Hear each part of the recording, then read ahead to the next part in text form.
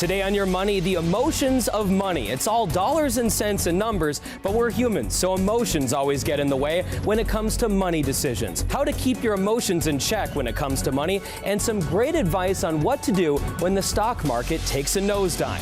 It's all coming up next.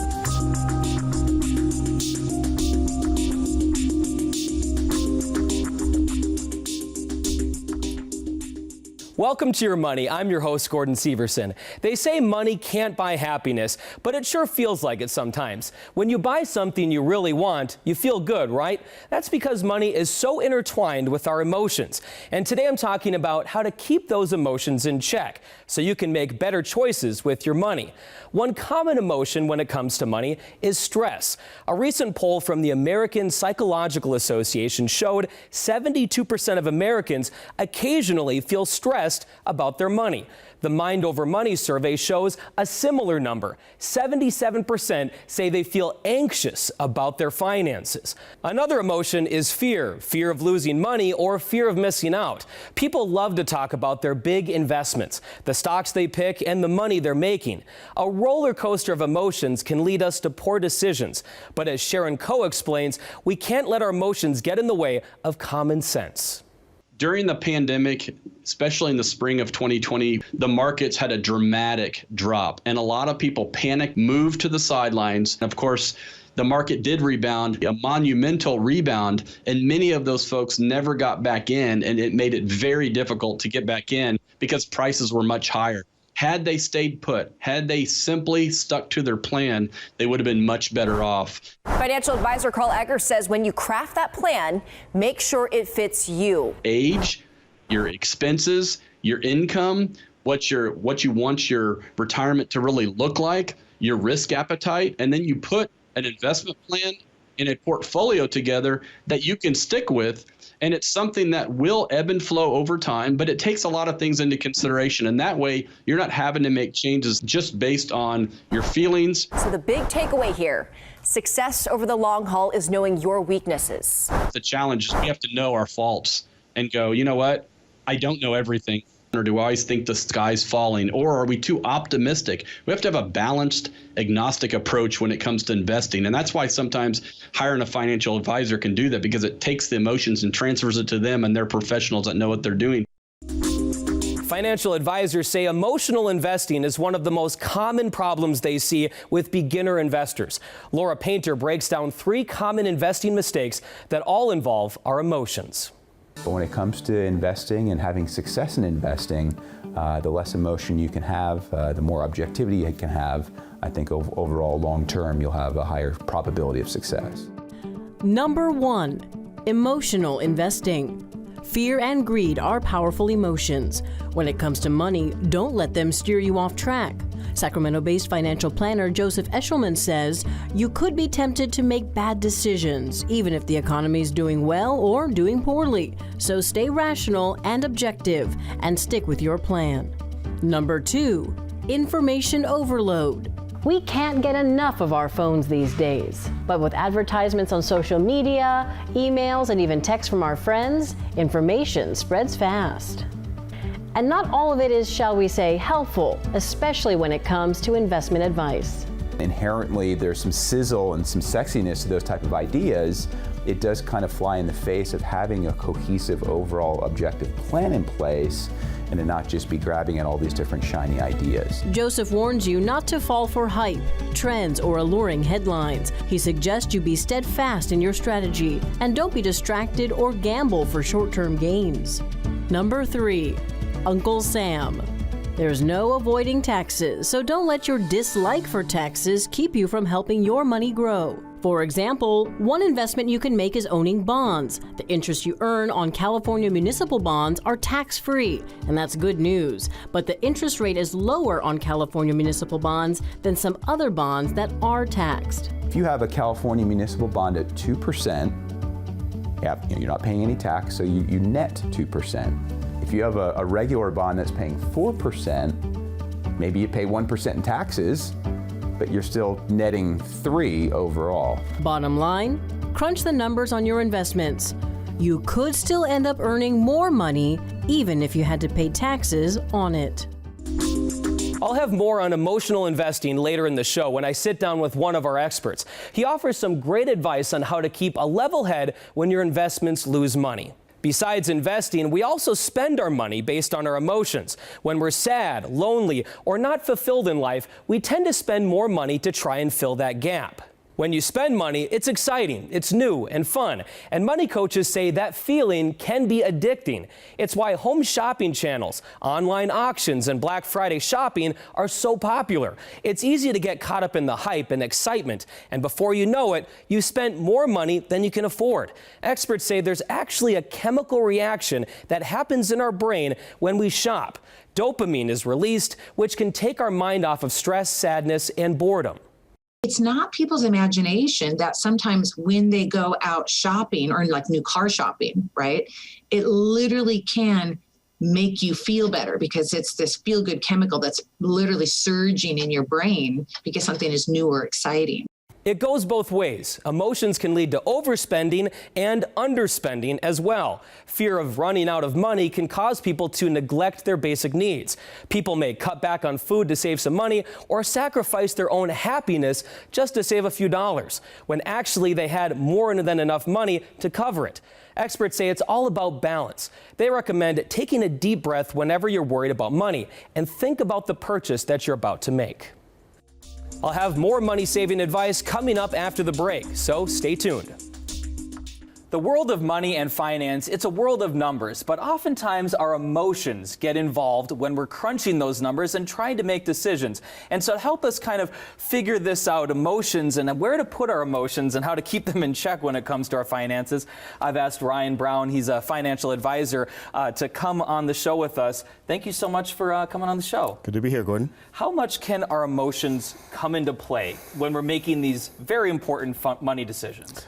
Well, I look at emotions as being impactful in any decision we make, whether it's financial or otherwise. You know, like how many times have we done something out of anger, anxiety, fear that we've often regretted the outcomes of?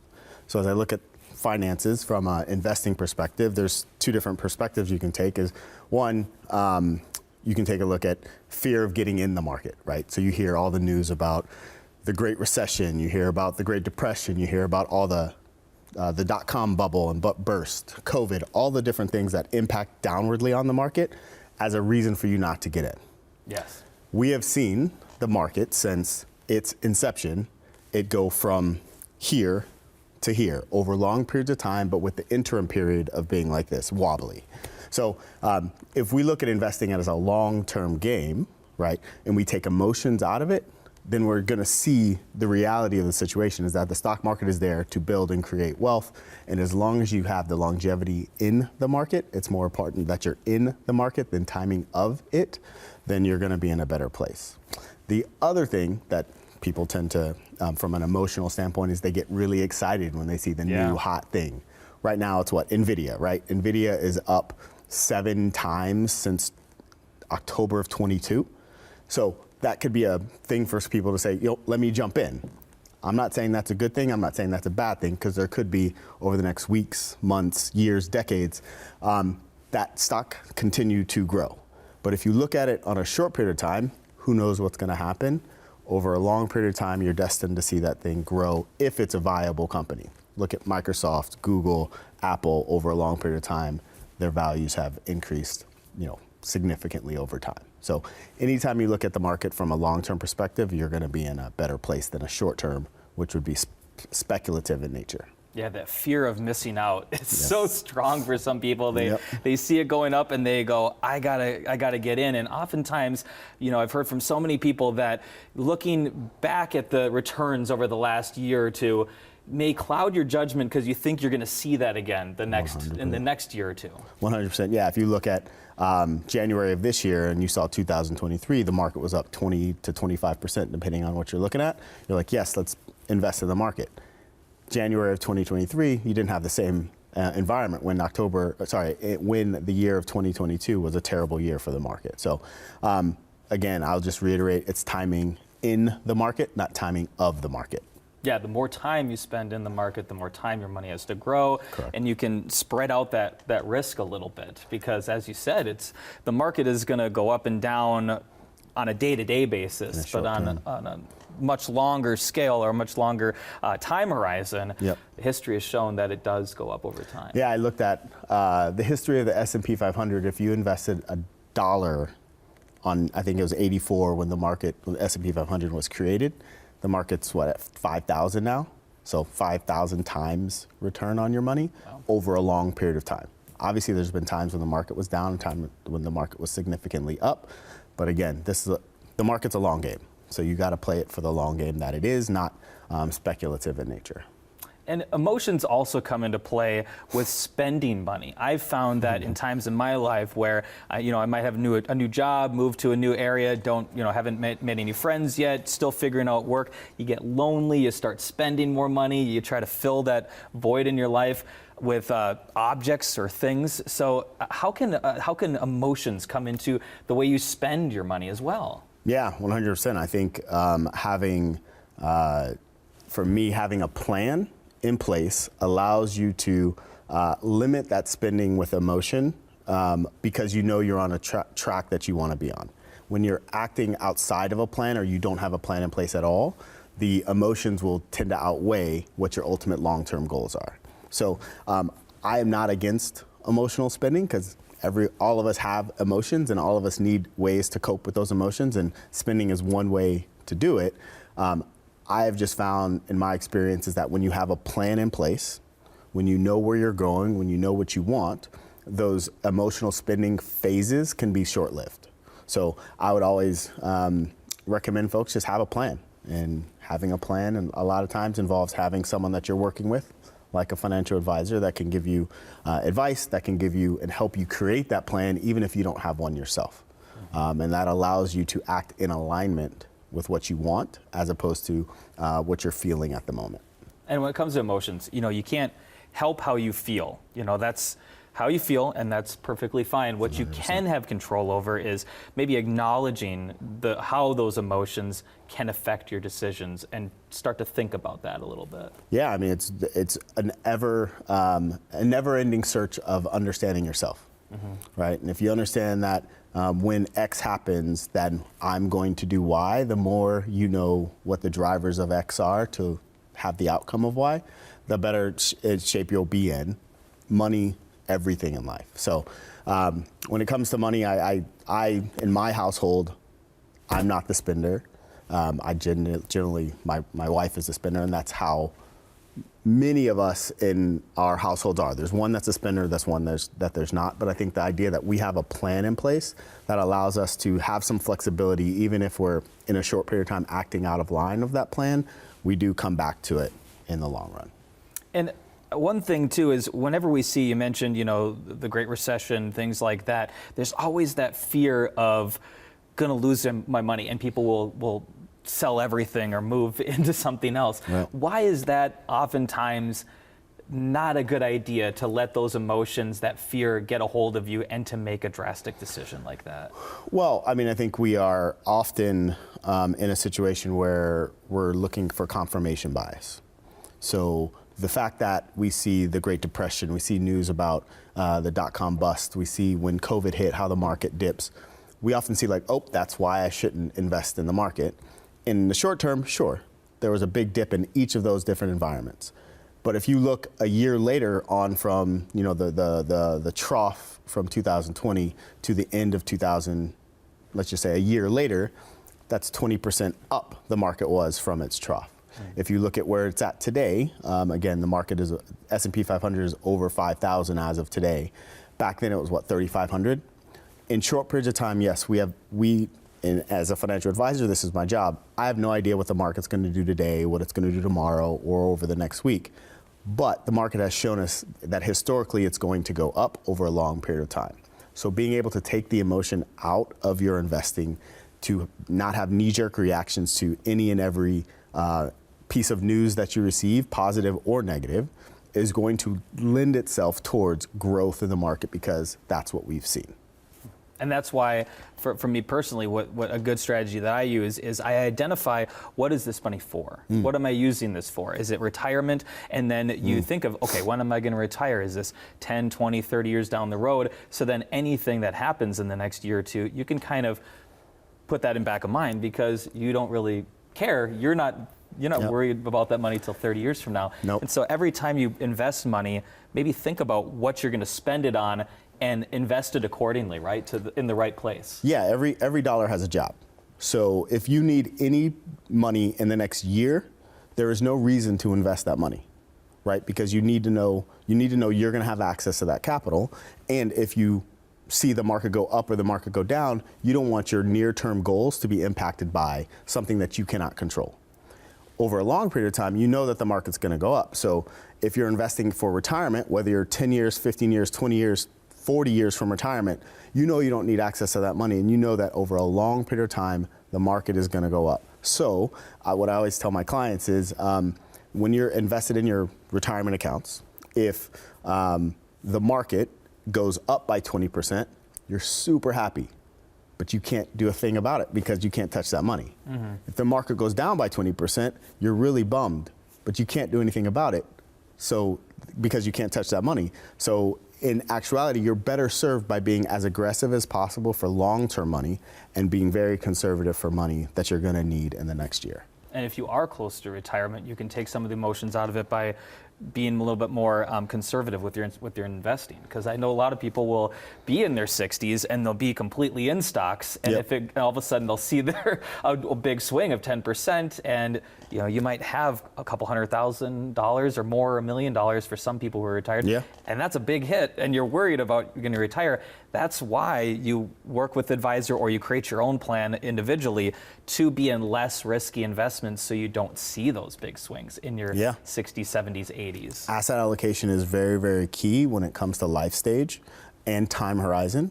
And I think that my same point when you're, as like me, 45 years old, as when you're 65 years old, is that if you need the money in the next 3 years, you should not be taking risk with that money.